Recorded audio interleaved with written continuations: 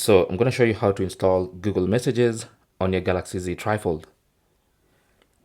Now, depending on where you buy your Galaxy Z TriFold, you may or may not have Google Messages. For instance, I don't have it. I have Samsung Messages.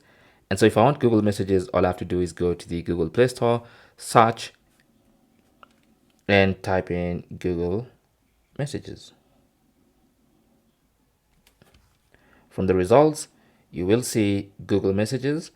Be careful not to install the wrong app because you might see a sponsored app here. So make sure you get Google Messages by Google LLC. So that's the correct application. Go ahead and tap on the install button and then launch it. Now, once it's launched, you can now set up with your Google account. So you want to set everything up and that's it. Now, if you want to, you can also make it your default messaging app. And to do that, you want to go into settings.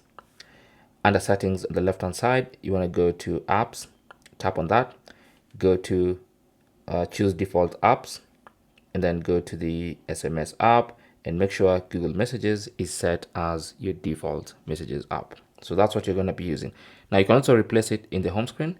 So you can get rid of this from the home screen and put Google Messages. All right.